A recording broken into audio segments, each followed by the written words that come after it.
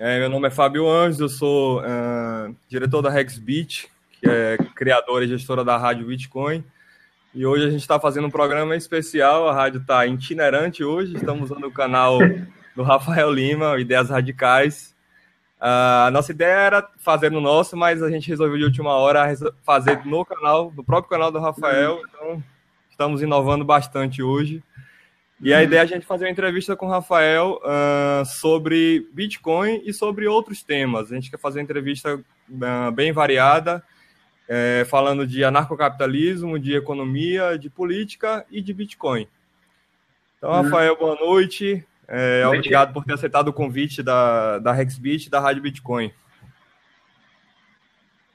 De nada, disponham.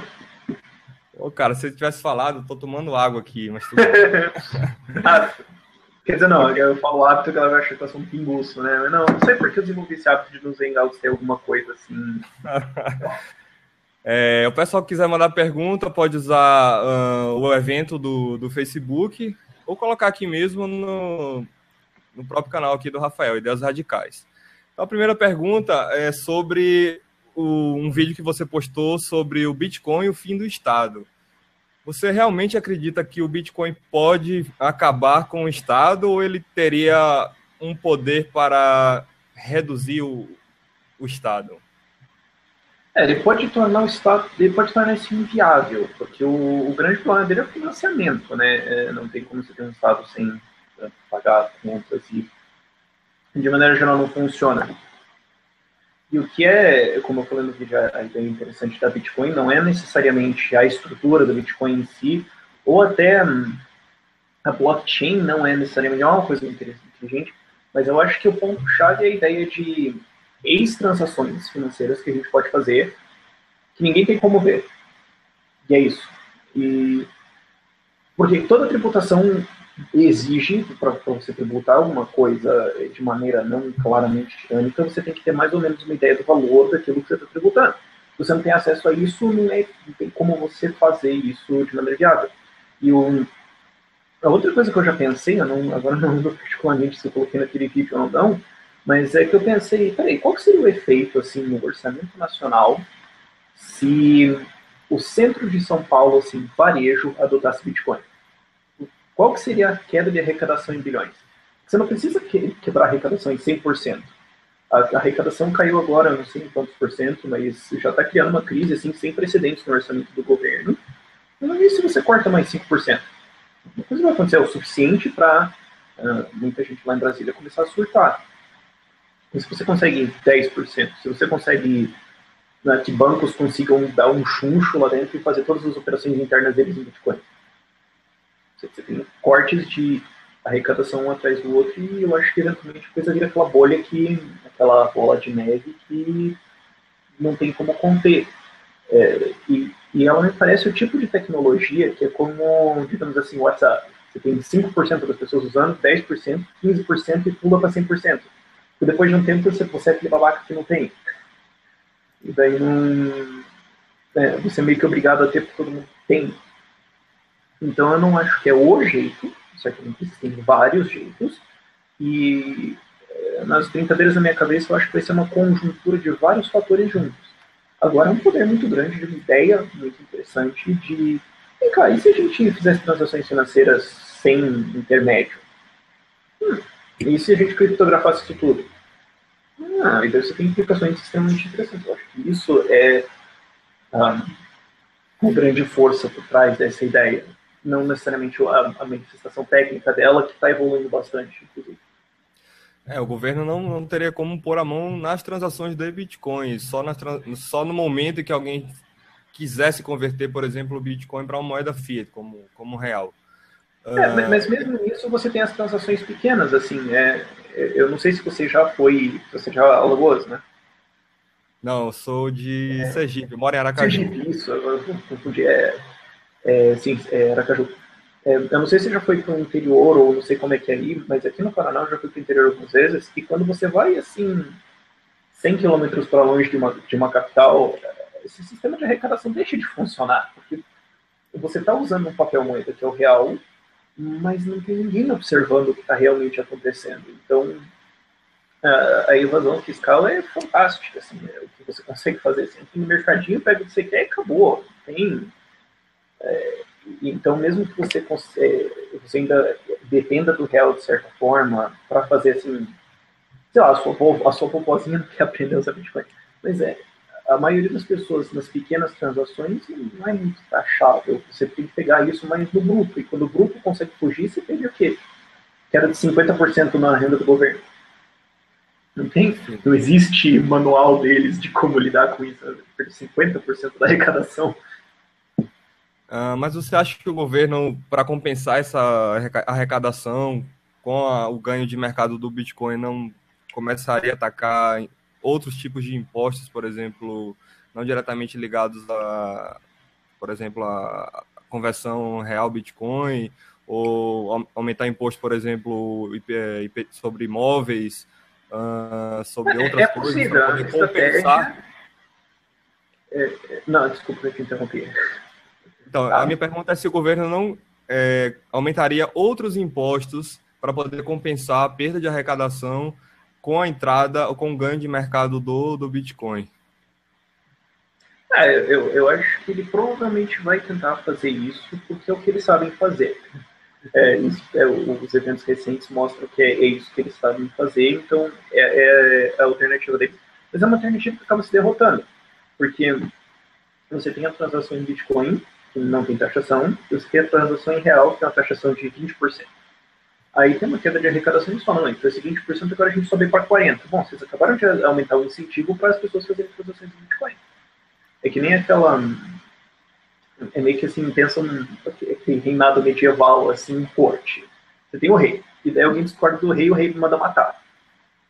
Legal. No segundo que discorda, ele manda matar. No terceiro, você já tem revolta, porque todo mundo saca que não adianta falar nada. Eventualmente a casa cai. Eu acho que a gente tem um cenário que seria alguma coisa assim. Para compensar a perda de imposto, você tem um incentivo para o outro lado e você acaba se derrotando por dentro. Não tem. Por isso que eu acho que é uma tecnologia interessante, porque não tem o que fazer. Você vai ter que aceitar.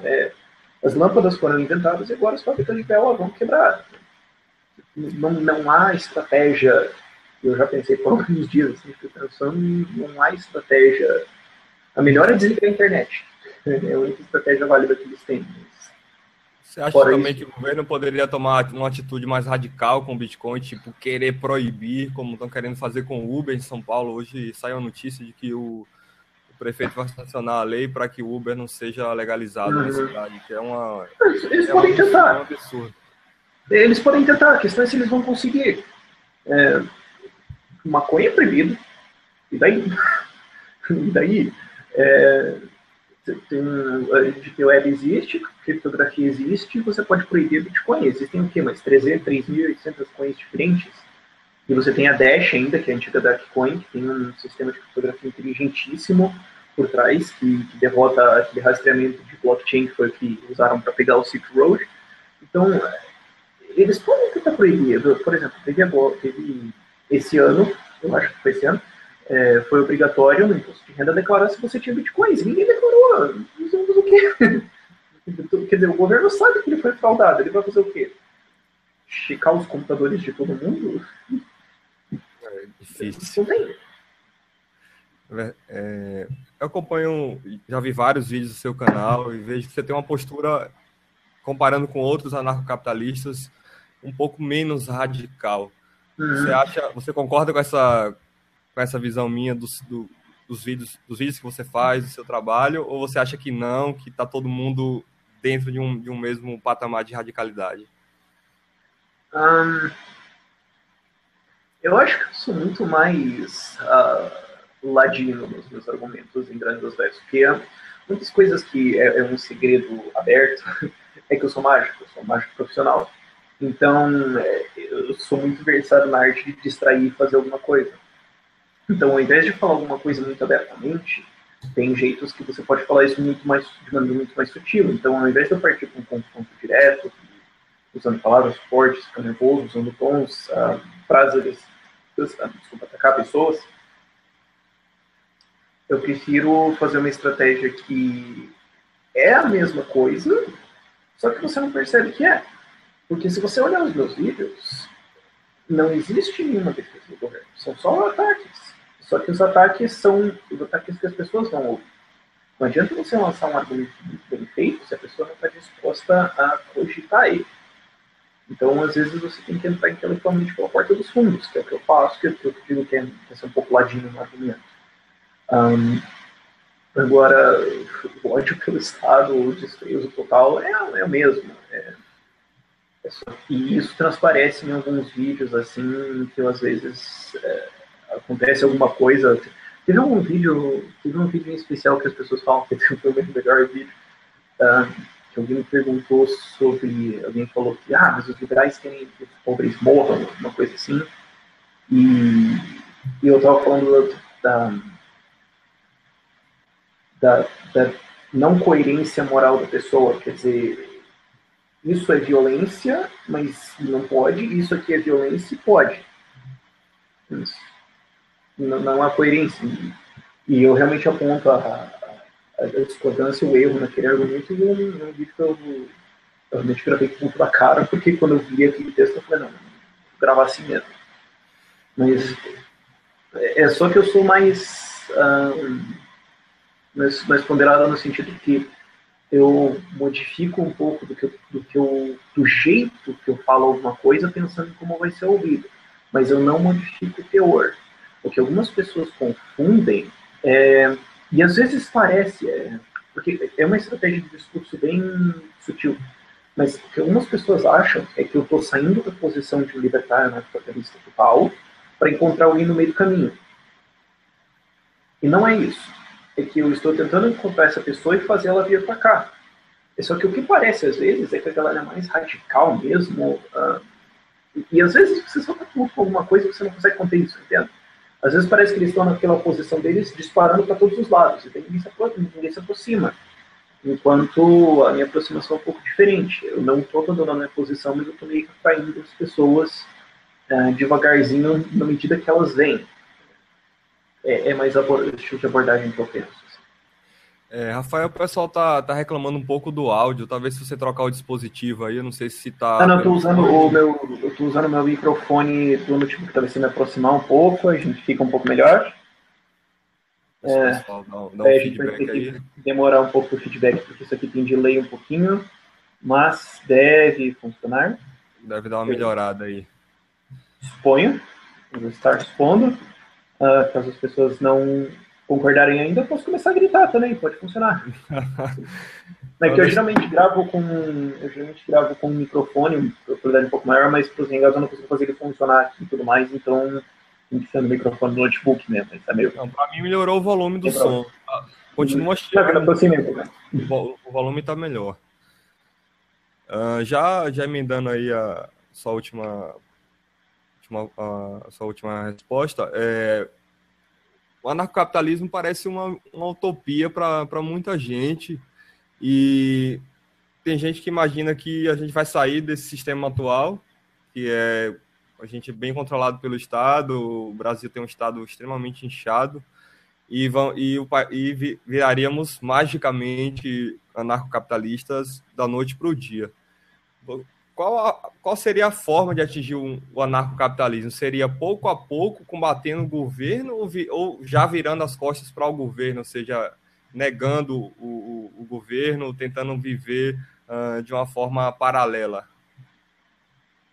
Tu tem duas perguntas aí, que é a Sim. Ideia de ser ou não caos, tiroteios e tudo mais, e como fazer. Eu vou responder a segunda porque ela é mais fácil, no curto prazo, assim. Que é como chegar lá, e a verdade é que eu não sei. O conhecimento está disperso na sociedade, nas pessoas. Então, existem vários métodos, vários vão agir ao mesmo tempo, e eles vão ter pesos diferentes num evento que é impossível de calcular, porque é o problema do cálculo econômico. Eu não acho que vai ser um único evento, e eu não sei prever o tempo. Coisas acontecem. Mas... Assim, Oi? Por exemplo, um exemplo claro, eleição passada, você votou ou você não votou? Não, eu votei. Votou? E isso é medir custos. Eu acho que isso tudo vai de custos. E o Rothbard, ele era relativamente ativo politicamente. Eu não sei exatamente quem ele apoiava ou como foram as posições dele, mas ele não, até onde eu sei, alguém pode estar gritando e socando a tela de raiva agora, mas até onde eu sei, ele defendia um ativismo político no sentido de que era um custo muito baixo. O seu poder de voto é muito baixo, mas ele defendia que você saísse, até onde eu entendi da leitura dele, se eu pego assim, explicitamente assim, que se a ação vai ter um resultado bom, por que não? Aí a questão é debater o que seria mais eficiente. E aí a gente entra em de custos, que é, tá, o poder de voto é pequeno, mas eu sou obrigado a votar mesmo, o trabalho do meu votar é muito maior, então... E também o que a gente pode fazer em termos de viradores também dar um pouco mais de poder de voto, especialmente se a cidade é pequena. Agora, eu sempre meço custos no canal. Por exemplo, para citar um exemplo recente, né, do Daniel Fraga, que foi censurado por algumas coisas que ele falou em alguns vídeos que são verdade. Ele falou verdades. E você sabe que você está num estado tirânico quando você falar o que é moral e ilegal. Agora, o que aconteceu foi que ele atingiu um certo público com uma certa mensagem e agora é discutível se ele vai continuar atingindo esse público e discutível se ele vai ser preso ou não. E eu meço os custos de o que eu posso falar que não vai me dar problema, que me permite continuar falando e atingindo milhões de pessoas. Então, eu sou obrigado a fazer essa medida de custos, que é o que eu acho que é o mais racional desse aspecto. Eu votei porque eu achei que, bom, eu sou obrigado a participar. Eu tenho... Não votar para mim causaria muito mais prejuízo que votar. E existe um menos pior. Não quer dizer que eu estou concordando com o processo. É só que entre se assaltar e levar um tiro e só ser assaltado, eu prefiro só ser assaltado. Não quer dizer que eu estou aceitando ser assaltado. Então você é da filosofia do escolher o menos pior, pelo menos. Não virar as costas. Porque tem se o custo, eu meço o custo. Não votam porque estariam contribuindo para uma coisa que não tem nada a ver com o que eles querem. Então você tem essa postura. Eles não estão contribuindo nada, porque vai acontecer de qualquer forma. Eu acho que eu acho que o David Friedman ele tem esse argumento, por exemplo, de um servidor público, em que se você for ganhar uma grande soma para ser um servidor público, você rejeitar o cargo não faz com que o cargo desapareça, ele só vai ser dado para outra pessoa. Então, racionalmente, você não está prevenindo aquele gasto ou devolvendo dinheiro para as pessoas que foram roubadas originalmente. Então, não há uma imoralidade na ação, né? Acho que a imoralidade foi a Lynch que apontou isso também, um argumento bem misto dos dois. Agora, sobre o caminho para o anarquismo, né, voltando, eu não sei qual vai ser. Podem ter vários, eles podem demorar tempos diferentes. Agora, voltando para a primeira questão, eu acho que é interessante inverter, porque isso acaba sendo uma ponte para o primeiro ponto. A gente não percebe o quanto a gente já vive isso. A gente já vive num sistema assim. Porque, e o Rothbard defendia isso, ele falava, a gente não percebe enquanto a gente já está no mercado. Quando você vai no mercado, eu fui recentemente, sabe nesses mercados gigantescos, não sei se tem os mercados gigantescos em que tudo é mais barato, mas você tem que comprar, sei lá, 6 pacotes de pão de uma vez só. E você vê assim, e você vê pilhas de comida, pilhas de material de limpeza e de comida de todos os tipos. E eu fiquei pensando como aquilo era um tempo do anarcocapitalismo, porque ninguém regulou nada ali. Existem pequenas regulações dentro dos produtos, mas ninguém regulamentou qual deveria ser a estrutura do supermercado, como deveriam ser os corredores dele, que produtos deveriam estar dispostos. Os preços são bem livres, todo mundo está pegando o que quer. E quando você chega lá no caixa, o fiscal chega, põe uma arma na sua cabeça e fala para você dar uma certa taxa para ele, que é o que a máquina fiscal faz. Só que até lá, você tinha um livre mercado, quase, salvo algumas coisas pontuais.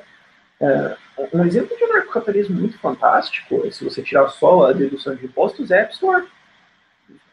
Não existe nenhuma regulamentação, não existe nenhuma cota de quantos apps tem que estar, ou qual que é o mínimo, ou o que eles devem ter, ou subsídio, nada. É livre e funciona. O Netflix não é tão um exemplo disso, mas é um exemplo de eles estão fazendo um negócio assim, você compra e acabou. Eles desviam de uma boa parte de taxação. E quanto isso está crescendo na nossa vida, porque a gente realmente não percebe. O YouTube também é, em grande parte, uma coisa assim. Tem toda a estrutura de taxação depois, mas ninguém regula quantos vídeos tem que ter, ou como eles têm que ser, ou qual é a quantidade deles, e isso funciona. Então a gente já existe nesse sistema, e isso eu acho que é a natureza do ser humano. As pessoas vivem falando sobre a sociedade anarcocapitalista não vai funcionar porque a natureza do humano é violenta. Não. Eu acho que a natureza dos animais é violenta, a natureza do humano é o comércio. Os animais são violentos, eles atacam uns outros. Eles delimitam um território em que eles falam, se você entrar no meu território, eu vou lutar com você até a morte. O ser humano teve uma sacada de comércio. Fala, não, peraí, deixa você entrar, daí você vai fazer uma coisa que eu não faço bem. E daí a gente troca. E a gente faz isso todo dia.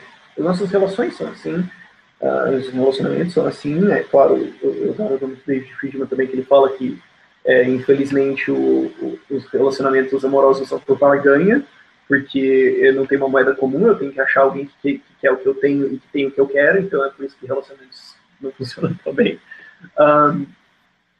Mas você tem isso já impresso na nossa sociedade, só que em alguns casos a gente suspende isso em favor da ideia de que não, aquelas pessoas com terno que foram votadas por aquela maquininha mágica têm autoridade para roubar aquela pessoa. A gente entende que qualquer outro tipo de roubo é errado, menos aquele. Então, eu diria que o Estado não é tanto a regra quanto ele é uma exceção que se apresenta bastante. Mas uma vez que você percebe o truque de mágica, né, por trás da coisa, você fala, não, pera, tá tudo errado. Daí você tem ações que começam a podar o poder do governo. Isso está acontecendo sistematicamente. Eu acho que a gente está caminhando a uma sociedade mais livre. Tem um artigo que saiu recentemente, acho que o Jeffrey Tucker citou, de como os Estados Unidos estão se tornando uma sociedade mais libertária. E o welfare state na Europa está caindo, o sistema bancário grande intervencionista, Fed, Estados Unidos, está caindo também. Então, talvez isso esteja acontecendo e a gente não note. Vai ser talvez assim que nem... a teoria que eu jogo na minha cabeça é que a gente vai fazer uma transição assim que nem a máquina de fax desapareceu. Porque ela existia, a gente usava ela, e de repente a gente não usava tanto, e aí hoje, tipo, eu tenho fax.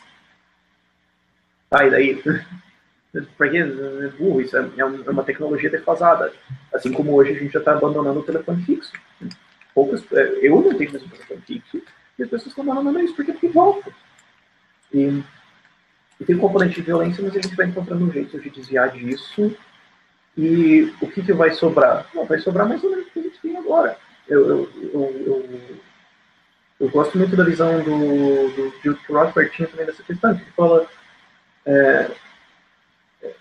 agora eu lembrei de uma outra que é melhor, mas eu não lembro de quem escreveu um livro.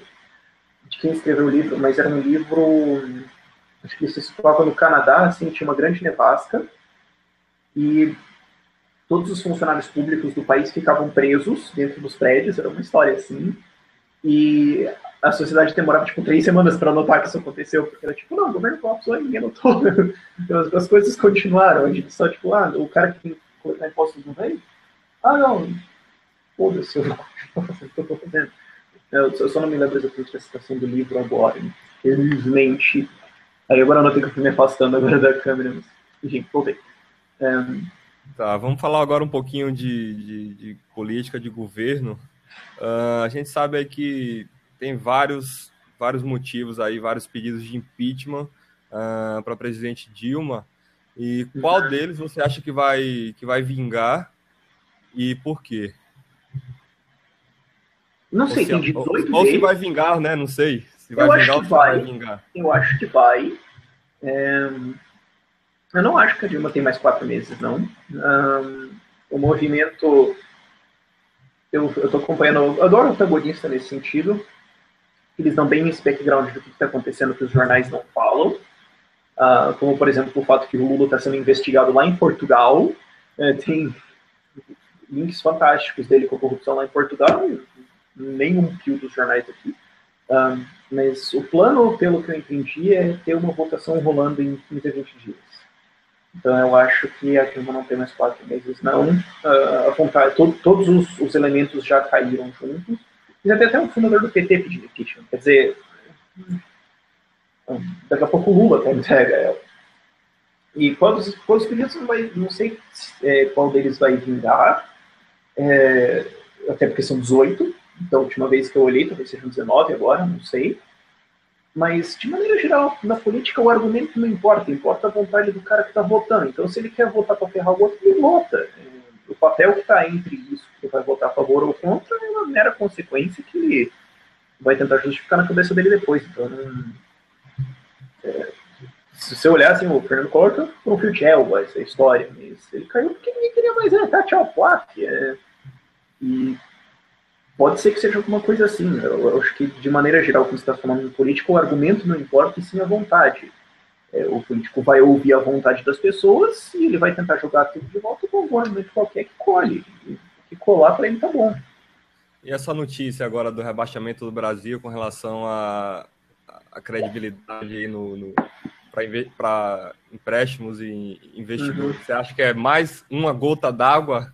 Quantas gotas d'água? Foi uma porrada final de uma hora extremamente conveniente. Foi extremamente conveniente, assim. Porque no dia que saiu, né? Que saiu. Hoje é quinta, né? Eu me perdi, grave. Tem 1 ou 2 dias isso, no máximo. Saiu ontem e hoje de manhã estava marcado já que ia ser encampado lá pelos deputados lá em Brasília para encampar de fato, oficialmente, abertamente, uma tentativa para erguer um processo de impeachment. Quer dizer, um casou com o outro, né? Eu gostei da manchete, se eu não me engano, da The Economist, que foi, o Brasil é um lixo, e a submanchete era, o mistério é por que isso aconteceu só agora. Não lá em fevereiro, ou em outubro, ou antes, quando o Instituto Mises Brasil estava falando que isso ia dar errado desde 2010, 2011. Sim, verdade. Então, veio tarde, o que mostra claramente o poder que o Levi tem como pessoa, de ir lá falar com os caras que isso aconteceu. Ele foi lá, falou com os caras e falou, confia. E os caras confiaram. Quer dizer, eu não sei o que ele falou, mas os caras confiaram, deram crédito para ele e acabou. A Fitch discordou, a Fitch achou que ainda vamos ver. E depois tem a Moody's, que eu não sei o que ela acha, agora não particularmente ter visto alguma coisa sobre isso. Você acha que as outras vão rebaixar também o Brasil?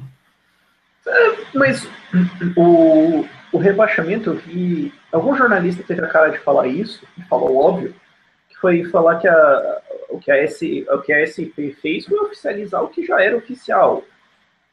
Que era que todos os investidores já tinham ido embora, o Ibovespa caiu fantasticamente, o real perdeu valor e todo mundo já foi embora.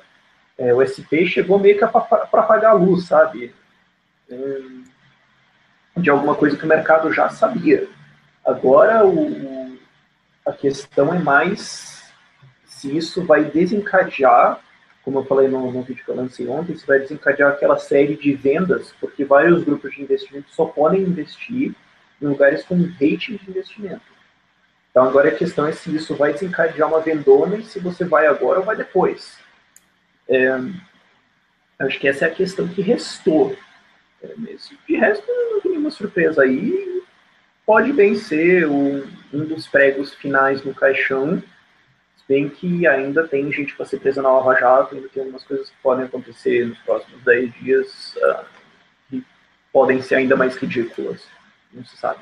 E o TCU também, já adicionando nisso, o TCU, pelo jeito, o Voz, também o antagonista deu isso, a vez repercutiu também, as fontes estão dando isso, é que o TCU falou, não tem o que fazer, cara, suas contas estão reprovadas, não tem como aceitar essa palhaçada que você fez aqui, e isso é campo para impeachment. Então, daí já é, sei lá, o 19º, 20º argumento, não sei. Rafael, eu tô aqui acessando o seu canal, onde a gente está ao vivo. Os comentários são desativados. Como é que a gente faz para o pessoal poder mandar pergunta aqui para a gente fazer para você? Os comentários estão desativados. Então vamos ali, editar. Talvez se eu fiz alguma imbecilidade da qual eu desconheça aqui. Settings avançadas. live chat.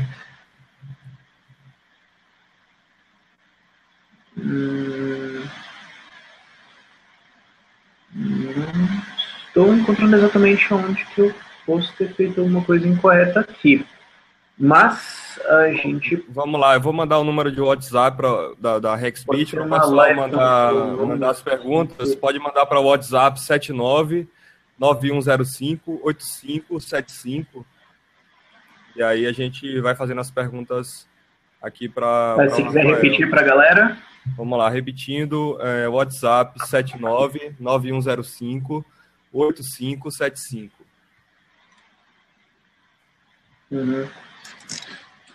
Ok, e se vocês também quiserem, podem mandar as perguntas pelo meu Twitter, é twitter.com/Rafael Hyde, Hyde é H-I-D-E, é o meu Twitter de outras coisas, que eu não pensei em mudar o nome, mas vou deixar por enquanto como está aí. E também eu suponho que dá para deixar perguntas na sua página do evento também. Isso, lá no Facebook. Não sei se você tem como publicar aí no seu canal o link do evento. Vou te mandar aqui. Não estou encontrando exatamente. Quem está chegando agora, essa é uma entrevista que foi bolada pela Rádio Bitcoin, que foi criada pela Hexbit, a primeira empresa de educação na área de Bitcoin. E a gente está com um projeto novo agora de estar abordando outros temas, além da moeda digital, para a gente trazer para a gente trazer gente que não está no mundo Bitcoin para o mundo Bitcoin. A gente está meio que tirando a comunidade de uma bolha, que eu acho que a gente vive, para que a gente possa inserir novas pessoas e desperte a curiosidade para a primeira moeda digital descentralizada do mundo, o Bitcoin. E adicionalmente, quem quiser mandar perguntas, vocês podem postar também na minha fanpage, que é o Ideias Radicais no Facebook. Tem o primeiro tópico lá, a primeira postagem lá é sobre esse hangout, os problemas técnicos e tudo mais. Você pode postar nos comentários lá, eu estou monitorando tudo. Opa, temos uma notificação no Twitter aqui. A galera já chegou assim, dando a porrada, assim. Já mandaram perguntas aí? Não tem tanto a ver com o tema aqui, não sei se tentaram moderar essa questão. Mas ela eventualmente ia aparecer, que é qual é a sua opinião sobre aborto e pena de morte. Exatamente, vamos mudar aí de preferência, se vocês quiserem, vocês podem colocar mais coisas de economia, Bitcoin, coisas assim. Seria um pouco mais ligado pra gente, economia política, Bitcoin. Mas... Vamos falar sobre um tema de economia que eu lembrei agora, a questão por exemplo, da CPMF, né? Eu acho que você fez até um vídeo, o Fraga fez um vídeo. Mais perguntas aqui. Você acha que se voltasse a CPMF, a gente ia ser um incentivo para o pessoal usar o Bitcoin? Mais um incentivo? Sim. É mais um incentivo para dizer que você está aumentando o custo de transações. Então, assim que saísse isso, todo mundo, inclusive vocês, acho que deveria falar, eis o jeito de legalmente desviar da CPMF. Todo mundo vai falar, opa, legal. Seria um incentivo muito bom. E quanto mais revolta para o lado de impostos, mais marketing do Bitcoin. É uma coisa que tem uma correlação assim muito forte. Especialmente porque fortalece o argumento do custo de transação da Bitcoin ser nulo. O que? Meio milibit? É isso? É 0,0001 Bitcoin, que dá 1 sobre 10 mil Bitcoin, dá 9 centavos uma transação, mais ou menos. Então, menos de 1 milibit. Custo menos de um décimo de milibit, é isso? Exato. Então, você tem que ter uma Bitcoin valendo o quê? Alguns milhões para isso ser relevante. CPMF 0,38 em cima de tudo que você movimenta. Quer dizer, era 0,38, né? Era 0,38. Você acha que o governo vai tirar dinheiro de onde para fechar essas contas aí que parece que não vão fechar nunca? Eu não sei. E eu acho que eles também não sabem. Hoje, pelo que eu ouvi, eles resolveram que eles não vão mexer em impostos sem autorização do legislativo, porque eles perceberam que isso seria o da etapa final no legislativo, que é derrubar eles. Você tem o projeto de, vamos chamar pelo nome, que é o projeto de anistia de sonegação, né, um projeto de anistia de evasão de divisas, que é, bom, você traz, sabe aquele dinheiro lá teu sujo que está no exterior? Então, ó, você traz para cá, paga para a gente, tá aí, dane-se. Um projeto de anistia. Que eu não vejo por que funcionaria, eu não vejo por que isso arrecadaria R$1 sequer, porque se eu consigo sujar dinheiro e jogar ele para o exterior, eu consigo colocar ele aqui se eu quiser. Se eu não coloquei ele aqui, é porque eu não quero. E eu não sei por que se eu tenho uma quantidade grande de dinheiro no exterior, eu traio ele para cá, eu prefiro deixar lá, é muito mais lógico. Qualquer um que consegue fazer isso consegue entender que é superior ao que o dinheiro lá fora. Eles têm esses tributinhos que eles podem subir, eles têm as vendas de apartamentos lá, que estão vendendo uma cobertura na porra da Barra da Tijuca.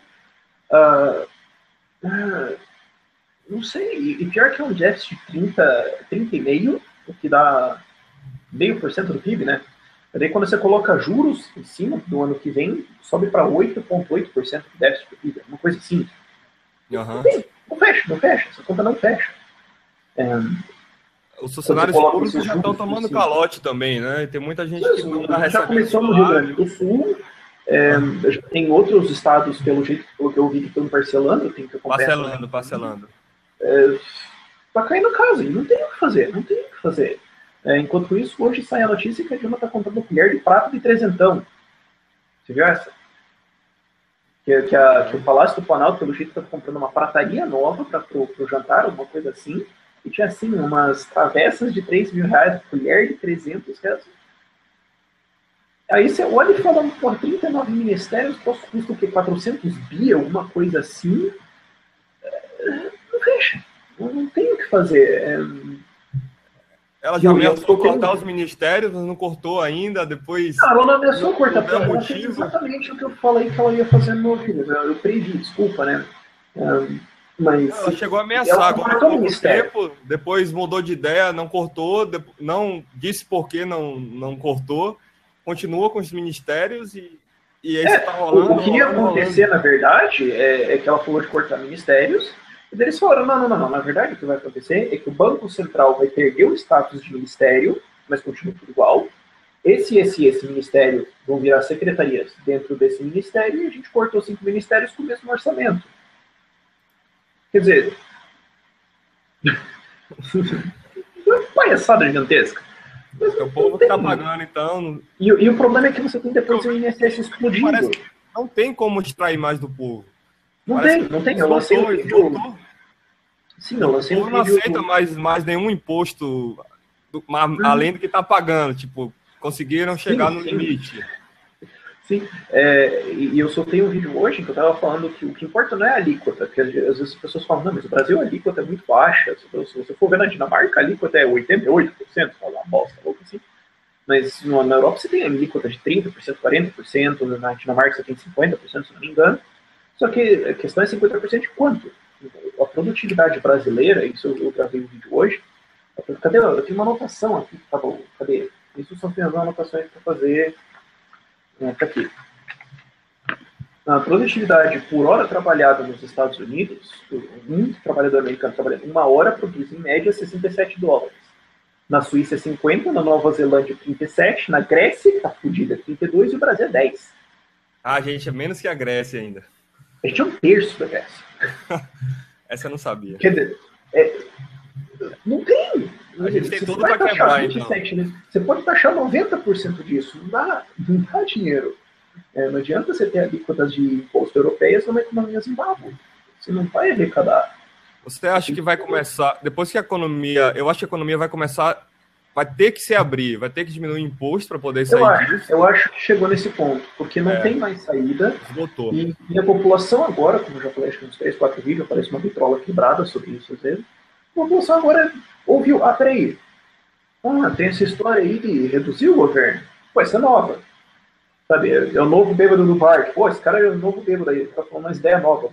Para o povo isso é novo, o povo não... Por isso que eu nomeei meu canal Ideias Radicais, porque radical, assim, eu ouvi isso.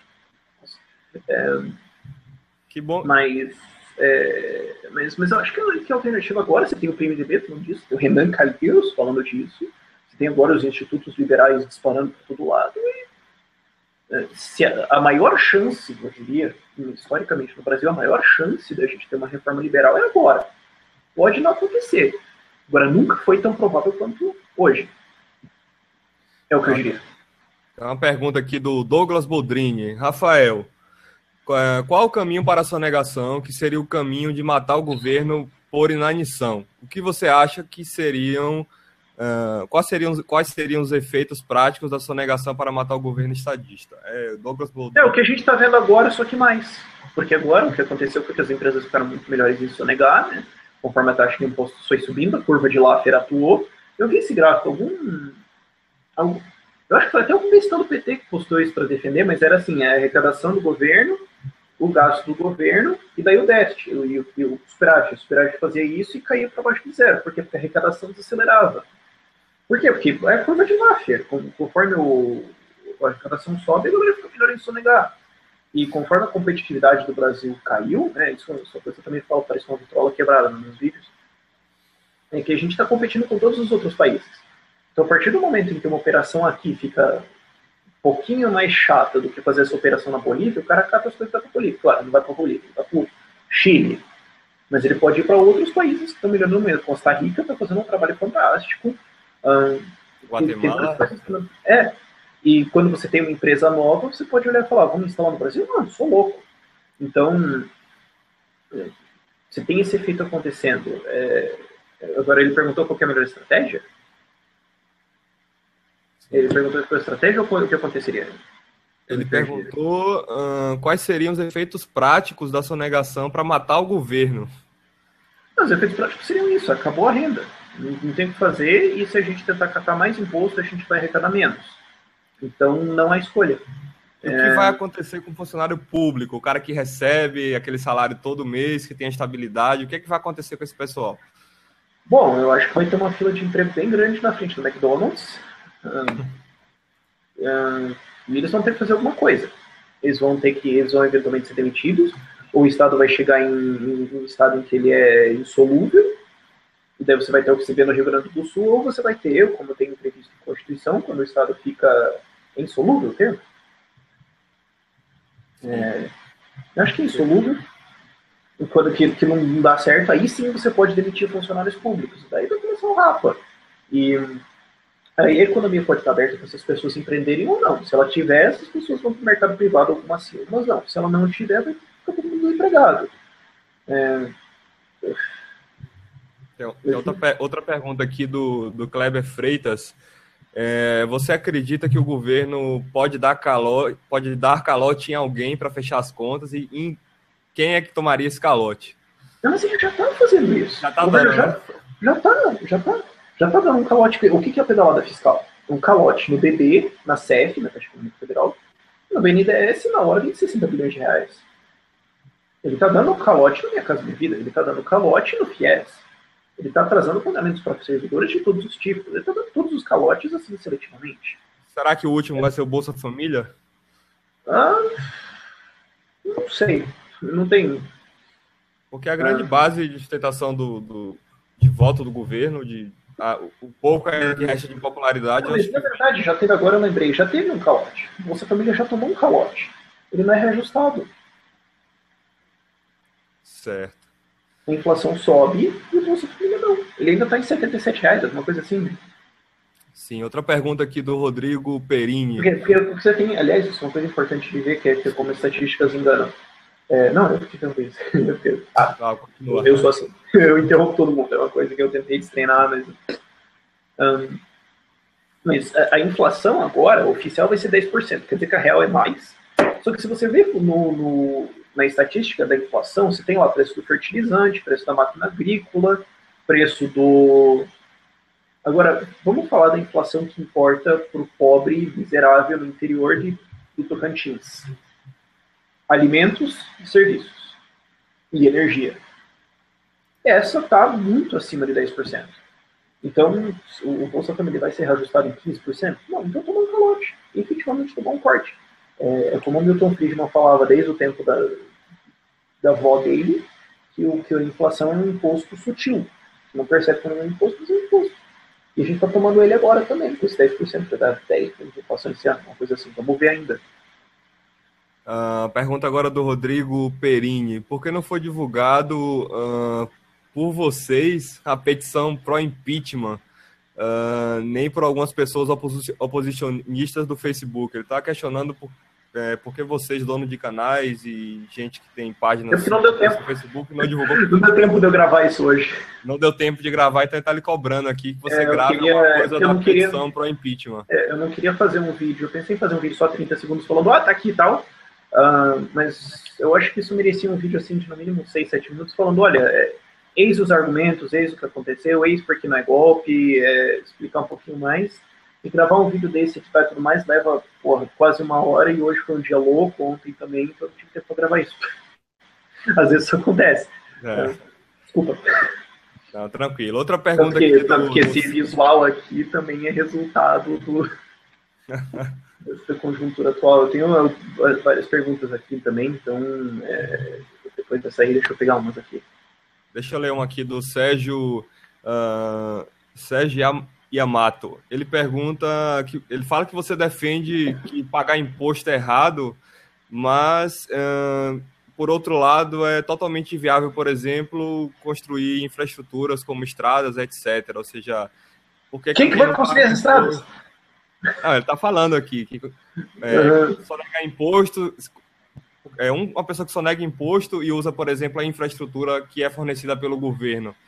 Você acha isso certo? Qual a sua opinião sobre isso? Ela pode usar uma infraestrutura que não é construída pelo governo? Não tem alternativa. Não tem alternativa. Isso faz com que, digamos assim, eu sempre jogo para um exemplo extremo, mas se no exemplo extremo a lógica se mantém, no exemplo clássico ela também, só que no exemplo extremo você percebe realmente o que isso significa. Digamos que você mora em algum subúrbio da cidade, em algum bairro pequeno, e lá só tem um mercadinho. O outro você tem que pegar 2 ônibus para chegar, digamos. E você é uma mulher e o dono do mercadinho te estupra. Você concordou? Não. Agora, você tem outro mercadinho para comprar? Não. Então, você ir lá no mercadinho do cara comprar, você não tem outro para ir, significa que você aceitou ser estuprado? Não. Mas ela resistia ao cara, quer dizer que depois, quando ela for no mercado, quer dizer que porra nenhuma, só quer dizer que o Curica é um viado. Se você desvia de imposto, você só está se defendendo. Isso é moral, tudo bem. Você pode usar outra estrada? Não. Então você vai viver como um ermitão e andar de jegue para quando você vai visitar seus familiares? Não vai.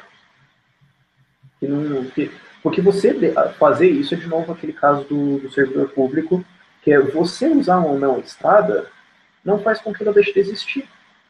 Se você deixasse de usar ela, não quer dizer que o dinheiro vai ser reembolsado para as pessoas, não quer dizer que ela vai explodir, ela vai continuar ali. Então não tem lógica, não tem, a filosofia não bate, não segue a lógica. Ok, tem outra pergunta aqui do Douglas Boldrin de novo. Ele está falando sobre o pacto federativo. Você é a favor da separação de alguns estados economicamente? Não, por mim separou tudo. Já está feito. Eu acho que você poderia abolir todos os ministérios, abolir a federação, e os estados pegam a partir daí. Teria, acho, pouquíssimas coisas que eles teriam que lidar, e defesa não seria uma delas. Eles já têm a polícia militar, e em muitos casos muito bem armada. E você pode resolver esse assunto de uma maneira mais simples, é só abolir a lei do desarmamento. Você não precisa montar um exército, você pode ter uma milícia com milhões de pessoas armadas que vão defender a propriedade delas. Falando em desarmamento, a gente teve uma notícia ao vivo, né, no Datena, de um mendigo, um morador de rua, não sei, que foi defender a mulher e acabou sendo morto. Você acha que se a gente tivesse uma política... Não, eu gravei um vídeo sobre isso. Sim, desarmamento teria, ou a questão de ter um sniper ali, como que você acha que a população reagiria, por exemplo? Um sniper ali na janela não ia ter. Agora, alguém ali ia estar armado. o segurança da igreja, que colocou o cara para fora, estaria armado. Alguém ali na igreja poderia estar armado, na praça poderia estar armado, e o ladrão é cagão, porque isso é uma conta, de novo, é medir custos e lucros. O ladrão pensa, peraí, vamos pensar assim. De cada 10 pessoas que assaltar, uma vai estar armada.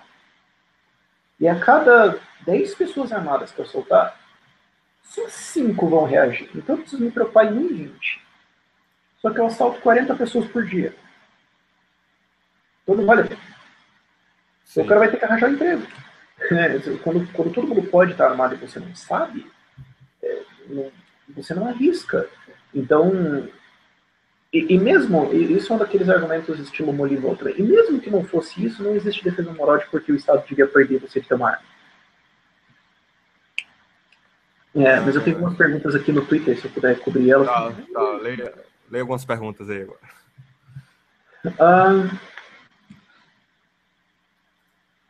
Vamos ver alguma coisa mais direta aqui. Tem várias perguntas, mas eu vou procurar as mais diretas com o assunto aqui do que a gente está falando.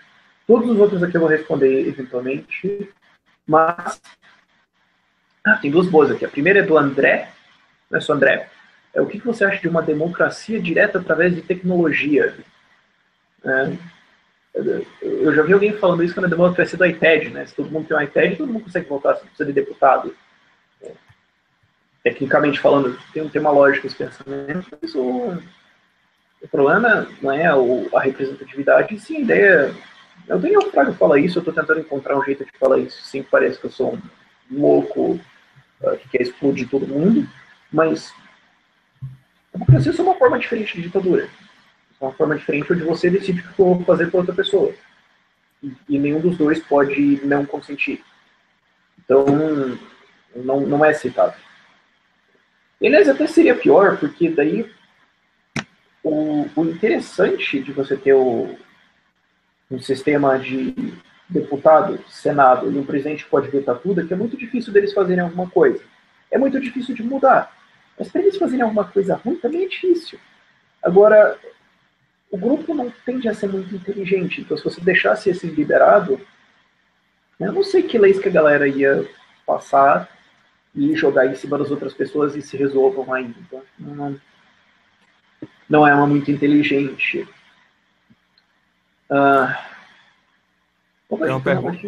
Posso fazer uma pergunta aqui do Kleber Freitas.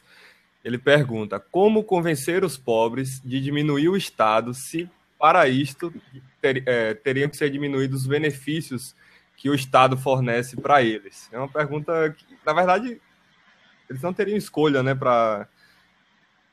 Na verdade, o pobre não quer perder o benefício, ele não quer deixar de comer.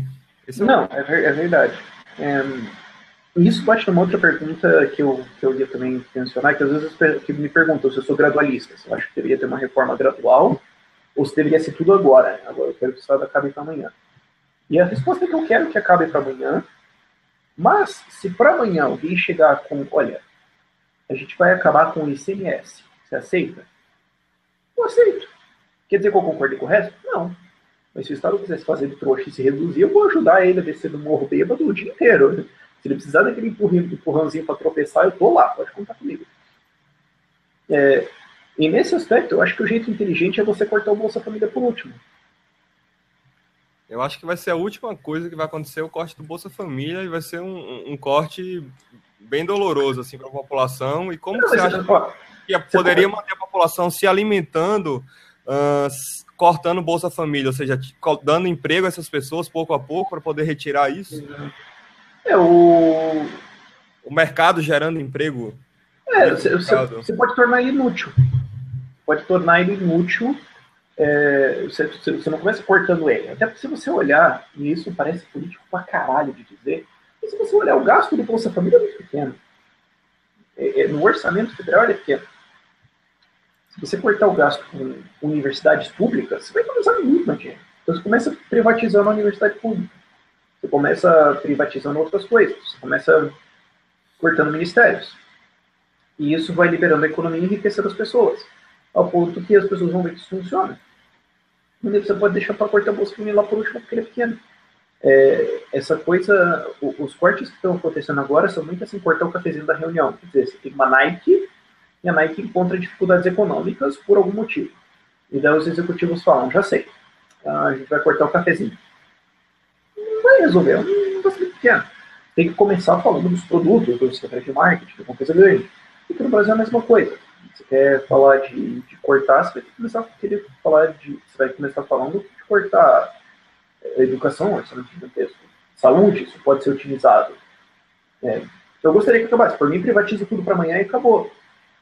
Agora, tem várias reformas que podem ser feitas que vão ser aceitas hoje, pelo establishment hoje. É só que a gente tem que ter coragem de fazer elas, de defender isso e de criar opinião pública que vai favorecer isso. Porque o político só vai votar no que ele acha que as pessoas querem. Ele só vai votar naquilo, aliás, ele só vai votar naquilo que ele acha que dá voto, vai dar popularidade. Naquilo que vai dar voto para ele, naquilo que ele tem um ganho político. Então você só precisa frasear a coisa de um jeito diferente que todo mundo acha aquilo legal. Tem esse jogo também. Mesmo que o Bolsa Família lá por último para ser cortado, porque ele pode ser em grande parte inútil. Você pode reduzir ele desqualificando as pessoas. Você tem que ter uma renda baixa para qualificar para entrar nele. Então, se você enriquece as pessoas, você abaixa o gasto dele. Porque você está tirando todo mundo daquilo. Como é que você tira isso das pessoas daquilo? Você desregulamenta. Quer dizer, você está cortando gastos e ali você tem um efeito secundário que é gastos caindo. Daí você tem uns efeitos interessantes. De começar a brincar com o O Bolsa Família foi um tema bem central, né, no debate político das últimas eleições.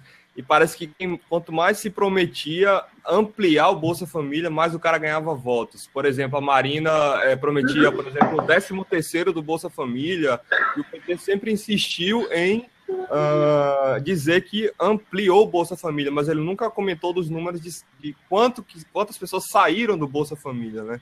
Então, assim, é uma coisa bem... Numa eleição, na minha opinião, é uma os coisa... candidatos estão disputando o meio. Porque o candidato de esquerda tem todo mundo à esquerda dele, o cara do PSOL não vai olhar para a Dilma e falar, não gostei da Dilma, vou votar na Nike. Não, isso não vai acontecer.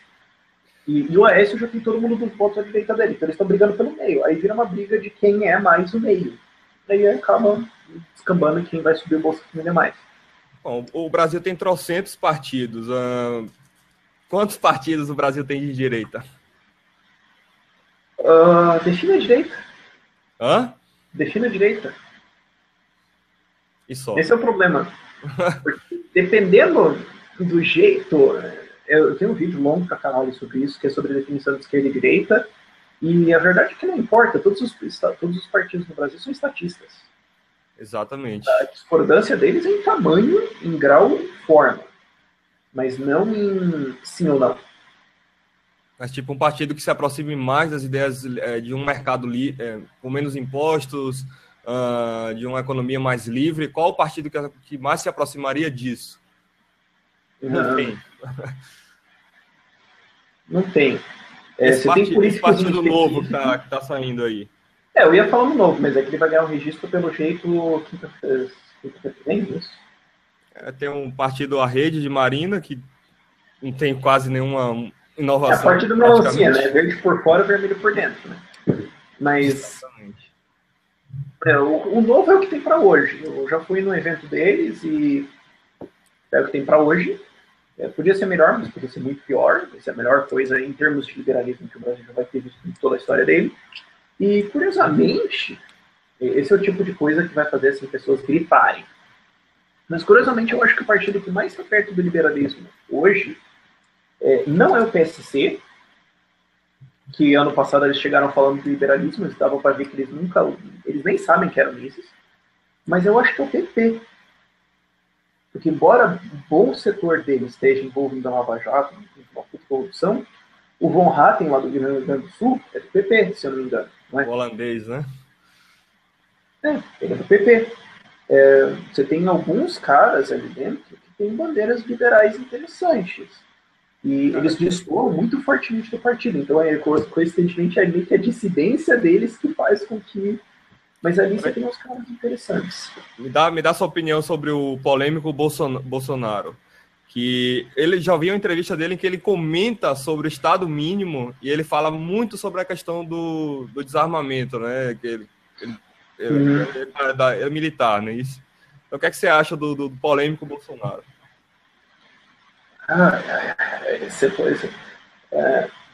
Em grande parte eu não tenho uma opinião tão formada sobre ele, porque eu não acompanho ele tanto, eu não sou tão fã, assim.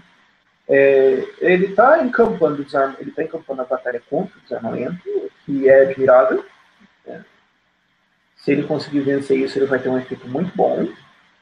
E o problema geral dele é que se você tiver paciência, se você realmente falar, não, pera, vamos pegar o que ele falou, destrinchar com calma. O que ele está dizendo, por exemplo, quando ele fala de educação? No fim das contas, o que ele está defendendo, talvez ele não saiba, é que ele está defendendo que o governo saia da educação. Ou ele quer que a educação seja do jeito dele. Mas, para que ela seja do jeito dele, ele quer que ela Estado. Então, ele acaba passando ali meio perto, assim, naquela resbalada, nem sem querer, no postura um pouco mais liberal. E o problema é que ele fala mal pra caralho. Bem conservador, né? Ele é muito conservador. Mas algumas coisas que ele defende, se você tiver paciência, se você tiver perdão, assim, no seu coração, pode olhar e falar, isso é meio liberal. E você ele chama atenção a ele, caso ele disputasse com um partido vermelho? Essas perguntas difíceis agora para você, né? Você prefere levar uma facada ou duas, né? Se fosse para tirar assim uma Luciana Genro, fazer o quê? Agora no dia seguinte eu ia estar lá fazendo um vídeo falando que é um comunista do caralho. Tem muito. É que no Brasil, de maneira geral, em eleições, você fica em controle de danos. Você fica tentando reduzir o estrago. E essa é a posição que o Bolsonaro sobra. A merda é que ele fala, assim, 6 coisas que fazem sentido. Assim, se você parar para pensar, e pensar, não, talvez ele não tenha entendido, e assim, mas ele está indo numa direção melhor do que os outros. Aí o cara fala de kit gay, a ditadura cubana, tentando se implantar no Brasil através disso. Aí você fala, porra, cara, as pessoas que estavam ouvindo desistiram aí, sabe? Se ele limpasse o discurso um pouco mais, pensasse um pouco, talvez desse um pouco de escola austríaca, então tem uma salvação, mas fora isso, ele é meio que um Conor McGregor da política. Você rodou e não respondeu minha pergunta. Você daria um voto a ele se ele concorresse? Se fosse para salvar de alguém mais estatista, sim, mas eu daria o voto pensando como é que eu ia fugir do Brasil. Tá. Deixa eu fazer outra pergunta aqui do Atalima. Ele pergunta: o que é que você. O Atá do conheço. Eu não conheço, mas sei quem é. Ele pergunta, que até você fez uma propaganda aí, gratuita dele aí no seu canal. Ele pergunta o que é que você acha do manual algorista. O que eu acho do manual algorista? Não li ainda. Desculpa. Acho que desapontei muita gente agora, mas eu não... O manual algorista, explicar rapidinho, deu uma olhada rapidinho. O manual algorista são formas de, hoje, você viver... Se eu estiver errado, o Atá me corrija, por favor, ele está aqui no Facebook.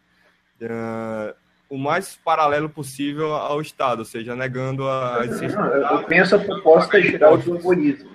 Eu conheço a proposta geral do algoritmo e eu acho legal. Defendo, faço o máximo possível, mas nessa custos e ganhos. Às vezes, um não compensa o outro, infelizmente. Esse é o problema da extorsão. Às vezes, se der extorsão, embora extremamente desagradável, você tem que pedir custos e ganhos. Eu não conheço o manual algorista, mas eu conheço a proposta do algoritmo. E existem vários jeitos, eu incentivo isso ao máximo. Agora, ser preso por 20 anos por sonegar uma balinha, meça custos e ganhos. É a minha posição geral, assim. Eu acho que esse hangout está servindo mais para desapontar pessoas do que...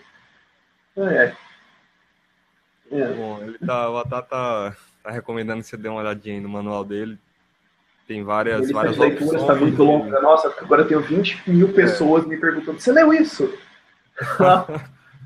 Bom, Tá complicado, cara. A gente já tem quanto tempo aqui? A gente fechou 1 hora aqui Um dia já fechou de 1 hora. Tem mais algumas bate-papo aqui. perguntas aqui que eu queria bater. Talvez umas... Você vai ter aí muito tempo para poder responder essas milhares de perguntas.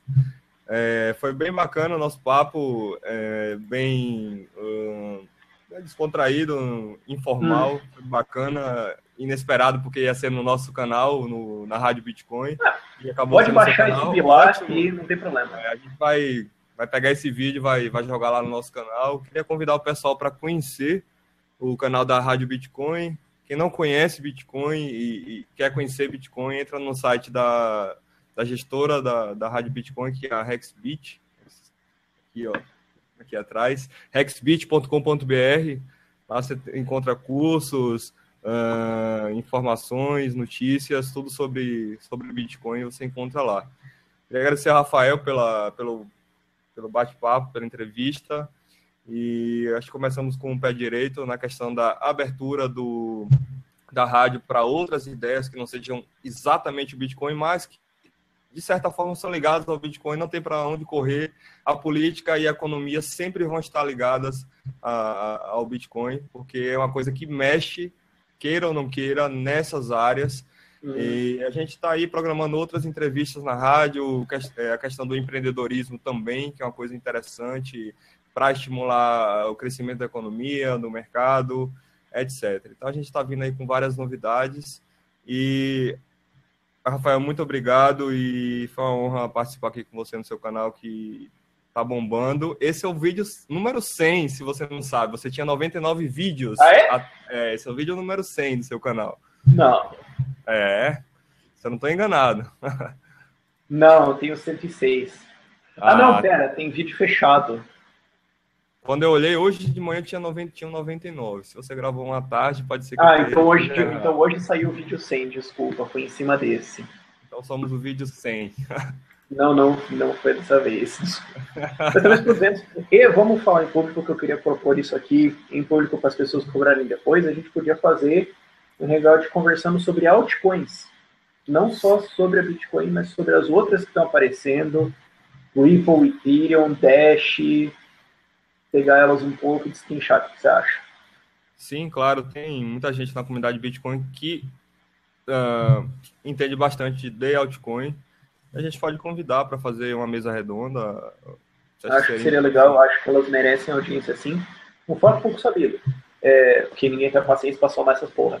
Mas o valor de mercado hoje da Bitcoin está em 3,4 bilhões de dólares. E se você somar todas as outras altcoins, dá 600 a 700 milhões. Então, a gente tem mais de 600 altcoins. Tem um trading que eu confiro, que na verdade o número chega em algumas milhares, mas eles registram todas. Agora, se você somar o valor das 100 primeiras depois da Bitcoin, dá entre 600 e 700 milhões, o que é um tamanho considerável em relação ao Bitcoin. E eu queria deixar isso aí. Eu acho que a moeda do futuro não vai ser a Bitcoin. Acho que a Bitcoin é uma coisa de transição agora, mas a moeda que vai ser a grande, talvez não tenha sido inventada ainda. Meio que assim, a gente está no modem de 56K e daqui 20 anos a gente vai estar olhando para trás falando: nossa, a gente precisava aquilo, cara. Lembra como é que era o Bitcoin? Nossa, não sabe. Hoje é assim, sabe? Eu quero propor essa discussão, eu acho que isso é importante, mas eu não queria fazer essa discussão sozinho, eu queria ter outras pessoas do ramo de Bitcoin para conversar, do ramo de coins, de maneira geral, para conversar isso, para pôr esse ponto para a galera. Queria fazer isso com você. Esse convite público aí para a galera cobrar. E a gente pode marcar, com certeza. Vamos marcar aí uma mesa redonda sobre altcoins. Isso, queria agradecer o convite. Queria agradecer, eu acho muito legal a proposta da tua empresa. Vocês estão com o objetivo de 1 milhão de usuários, é isso? A gente está com a meta ousada aí de conseguir fazer 1 milhão de usuários de Bitcoin, novos usuários de Bitcoin até o final de 2016, através da...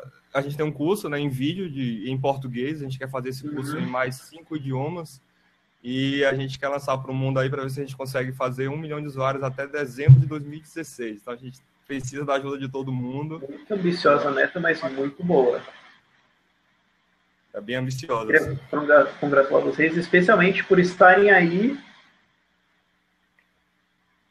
Eu queria dizer Alagoas. Aracaju, Sergipe. Alagoas na cabeça, porque... Aracaju, Sergipe. A gente está abaixo de Aracaju. Em Aracaju, quando eu olhei, eu falei, peraí. Uau! Quer dizer, de todos os lugares que você imagina que vocês estão aí fazendo isso, eu acho isso muito legal. E quero ver mais iniciativas dessa. E eu quero... É isso que eu acho legal de ter esse canal. Eu queria ter esse poder, assim, de ter, sei lá, 500 mil de inscritos. Ao ponto que aparece uma ideia boa, eu posso falar, vamos lá, e o negócio dá certo, sabe? Esse poder que eu queria ter.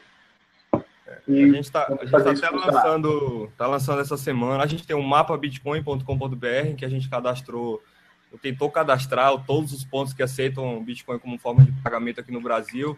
E na próxima semana a gente vai estar lançando um relatório para explicar que tipo de locais aceitam Bitcoin, para tirar um raio-x desses pontos aí e para o pessoal ter uma ideia melhor do que está rolando aí no mercado.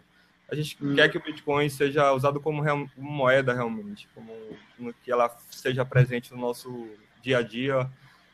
Como eu acho que vão surgir outras moedas mais eficientes, mas eu acho que a gente está na era do Orkut e a gente vai ter o Facebook depois. Mas a gente talvez ainda um pouco antes.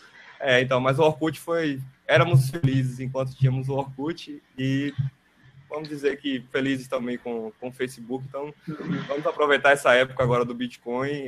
É um grande passo aí para desenvolver o mercado de moedas digitais. Ele vai durar aí, vai ficar nas cabeças aí nos próximos anos, com certeza. Mais na frente deve aparecer outra.